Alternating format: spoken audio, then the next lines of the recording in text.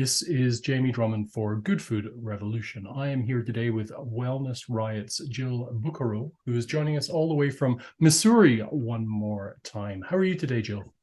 I'm really good. Thanks, Jamie. Superb. And we are going to be speaking about milk today, something that I drink a great deal of. And I think that my son drinks about 4 times as much as I drink in any given day. So let's talk about milk. What are your thoughts on milk? Well, it's not uncommon that your son or a child, right, drinks more than an adult because that Mhm. seems to be the pattern, at least in the United States and Canada. It seems to be, as you get older, you consume less milk on average.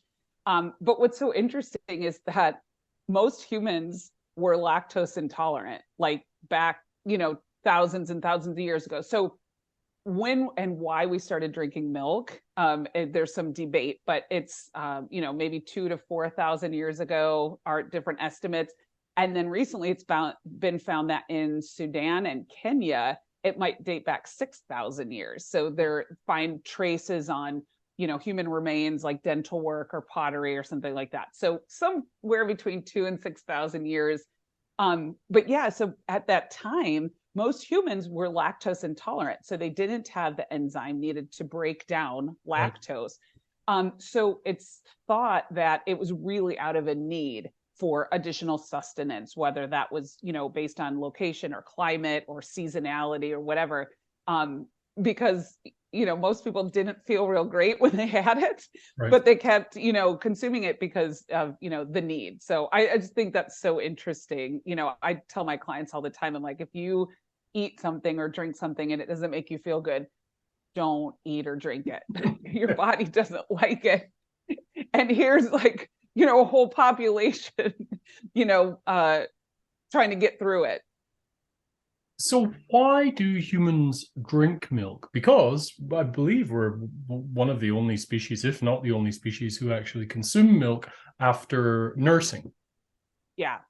Yeah, so I think it did start with that need for additional sustenance. Like Mhm. either there was a bad, crop, there weren't enough animals, you only had one animal, and so you needed to really like utilize it.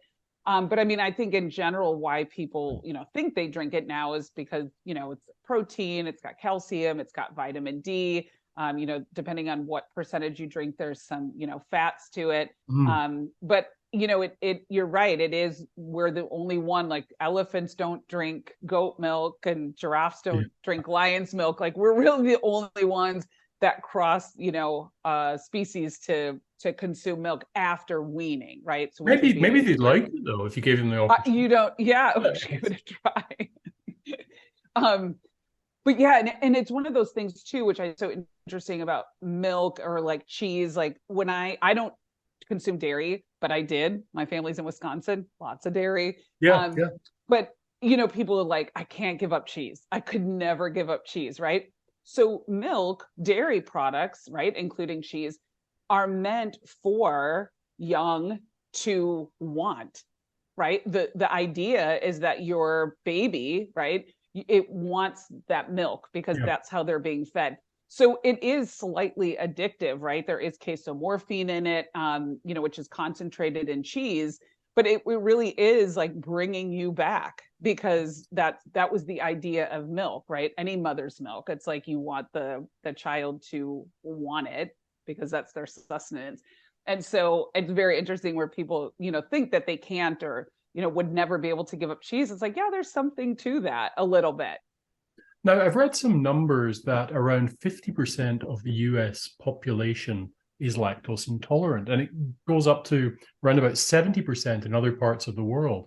What Yeah. exactly does lactose intolerance mean? What's the scientific definition of that? Because I know that if I eat cheese all night long, I'm going to have a sore belly, but I don't think of myself as being lactose intolerant. Yeah. So you really don't have the enzymes Mhm. to break down the lactose sugars. So we have enzymes all through our digestive system that are targeted for different things like proteins, milk, sugar, fats, fiber, all these kinds of different things. And most humans didn't have this gene or this enzyme, this modification to be able to break down the sugars in lactose. So you would get things like, digestive issues. That was the big one.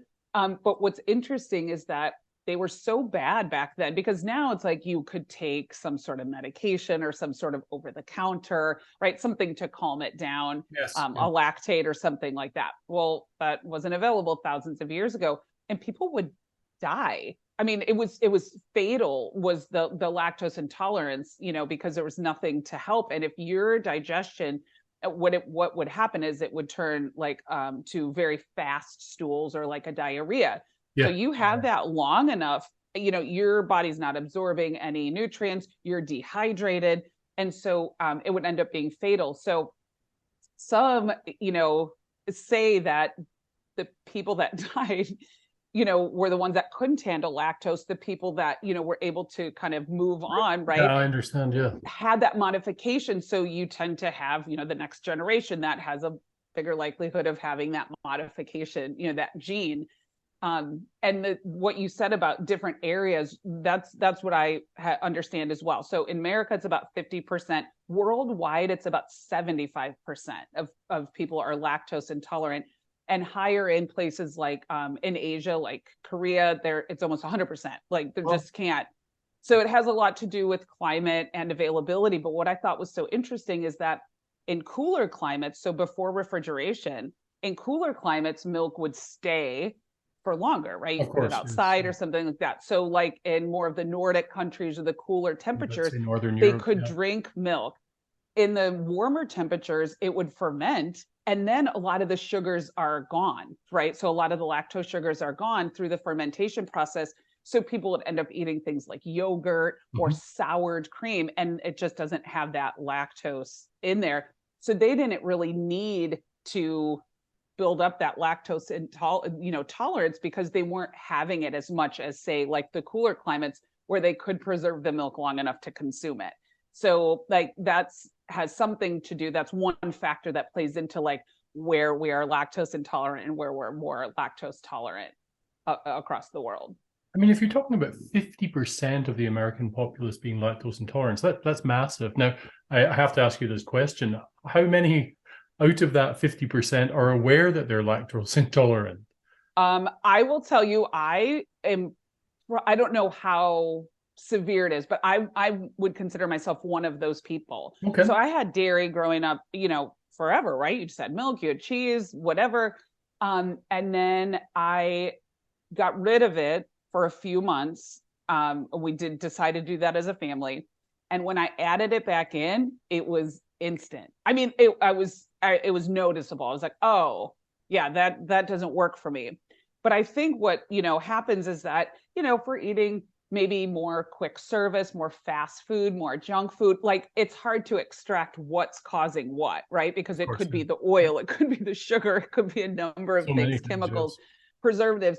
So I think not a lot of people, I don't know what the percentage is, but that would be interesting to look up, like what percentage of people know. And I also think there's different levels of severity. So somebody might say like, ugh, if I eat, like cheese pizza, like it's not good. But they can live, they can go to work, they survive.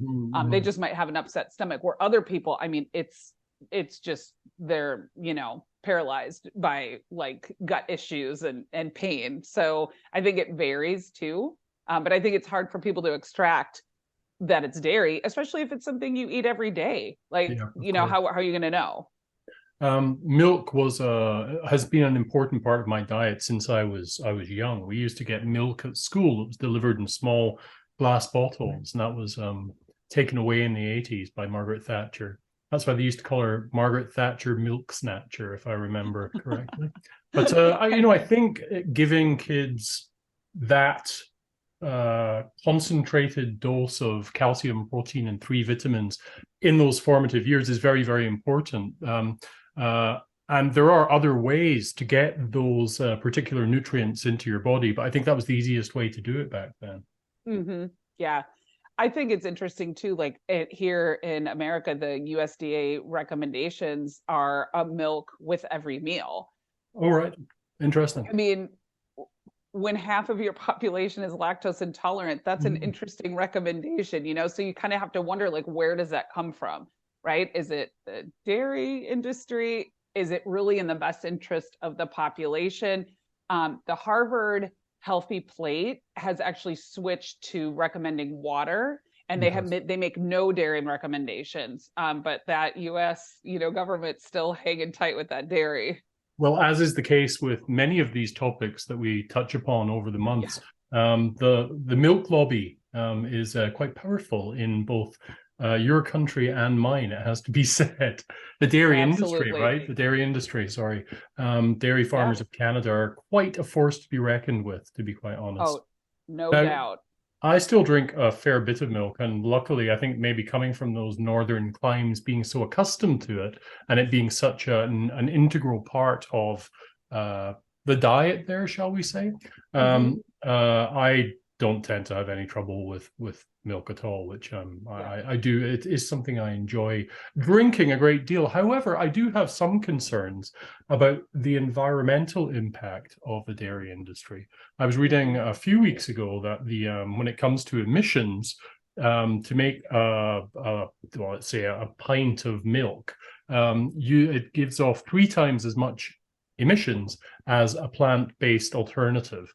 And you have to use, I believe, 9 times the amount of land to make the same amount of milk.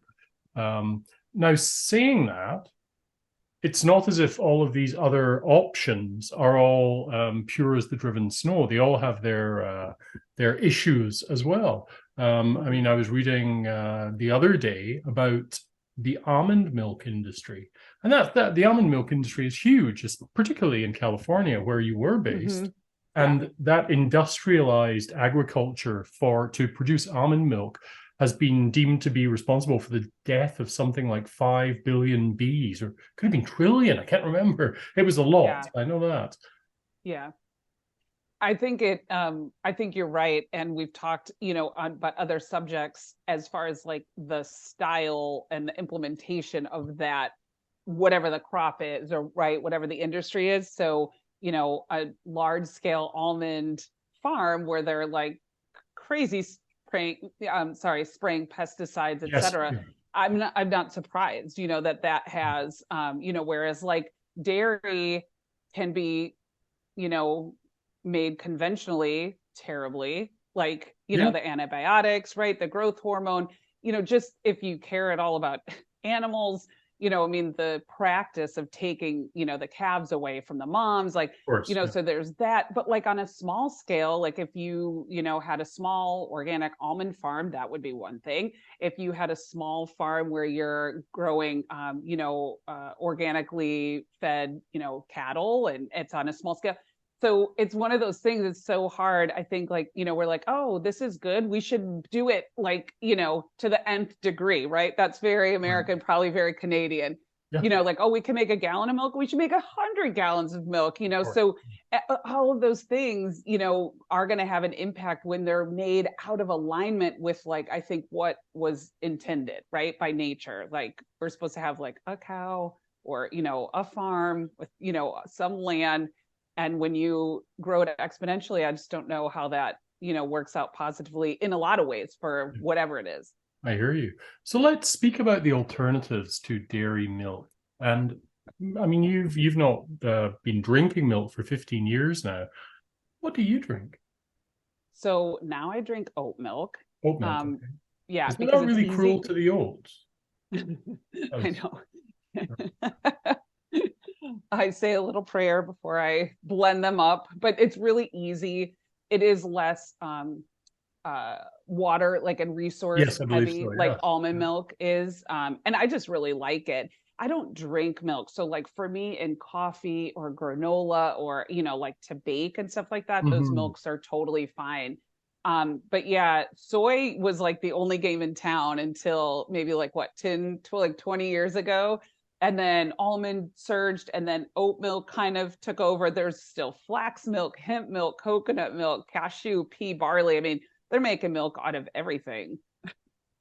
Here's a question for you. Soy Yeah. milk was very popular for the longest time, and then there was that big scare that there were certain things within soy that Mm-hmm. affect. They were very similar to human hormones. Mhm. What was the truth in all of that, and where does all the science on that stand today? Yeah, that's interesting. It depends on who you ask. Right. So there's cultures like, the Japanese culture, Asian cultures that have been consuming soy forever. I mean, but it was probably organically grown, pressed together without chemicals. So I'm not quite sure. I couldn't say it. And there's been, you can find a research paper to back up whatever you want to Oh, I'm say. sure, yes, yeah. But it is one of those crops here that we have absolutely like destroyed. We've genetically modified it, Yeah, we yeah. spray it like crazy, and we process it. A lot of soy. I mean, if you're eating edamame, that's a soybean in its whole form, right? But most soy is processed. And so it's hard to say, like what a true, like if we're just eating edamame or we're just eating like pressed tofu that's minimally processed, would that have the same effect as what we're having, which is soybean oil and processed, all these soy products, right, that are finding their way into our packaged and processed foods. But I had heard that too, and it could be an amount, it could be the type. There's a lot of up in the air. I personally don't think that's something that's been consumed for thousands and thousands of years by cultures that historically been very healthy. Like they don't have this incidence of breast cancer, they don't have this incident of all these things that now we're hearing is the connection. I have to wonder if it's something that we've done to it or how we're consuming it. Right, that makes sense. That makes sense. Yeah. Another topic that I find of interest is the subject of raw milk. Have you had any experiences with that yourself? I never had raw milk because by the time I knew more about it, I wasn't drinking Right. milk or having dairy at that time. But I know there's a movement. It's almost underground Oh, it has to because be. Yes. Yeah. Yeah. yeah, right, because you can't sell it or but I think there's some benefits that from the lack of pasteurization, because of course, the pasteurization is the idea is to get it healthy and safe, I was but it about to also say it's a double-edged sword there, right? So, yeah, but it pulls out a lot of stuff, yeah. just like any of the processing, right? Like we're going to safely do this, but we're also wiping out, it's like antibiotics, right? Like, Yeah. yes, no, right? So, so having not drank it, I can only tell you like what I know of some of the benefits and like why somebody would want that. And, I mean, honestly, like there was no pasteurization when we started drinking milk. So, Yeah, but there were I also a get lot this. of people dying from Right, from right, right. infected But the bacteria. people that forged ahead. Yeah. It's interesting here and in other parts of the world that whole raw milk movement is closely tied to the kind of libertarian government can't tell us what to do type of movement, Yeah. which I have some issues with. I don't. You can. I mean, the whole idea is all right. If you want to drink raw milk, go ahead, but then you may be filling up the hospitals with all sorts of complaints from drinking said raw milk. I've had raw milk a few times in my life, and I actually really enjoyed it. But I'm not sure if it was the thrill of doing something sort of illicit or not. But I did get a high from it. Oh, And it interesting. was, I mean, it was incredibly tasty because it's full cream and it's, Yeah. you know, Yeah. super fresh. Mhm. But there was a kind of, I don't know if it was almost like that adrenaline rush from the kind of Russian roulette that you're playing there. I wasn't sure what it was, but I remember quite enjoying it and feeling Living on the edge, yeah. drinking raw milk. Well, that's a fascinating insight into the world of milk today. Thank you very much for that. Absolutely. Jill, it's always a pleasure to speak with you. I'm going to go downstairs and have a pint of milk. Oh, no, we're actually out of milk and I may have to Oh have oat no. milk. No, Oat seriously, milk. there's some oat I'll milk cheers there. you my glass of oat milk. Oat milk does not work for me in tea at all. Oh, Yeah, it's a bit too oaty, you know. it's a bit too, oh, well, Yeah, I guess it's living up to its yeah. name. Jill, thank you so much. We'll speak again soon. Bye for now. Okay, sounds good. Bye, Jamie.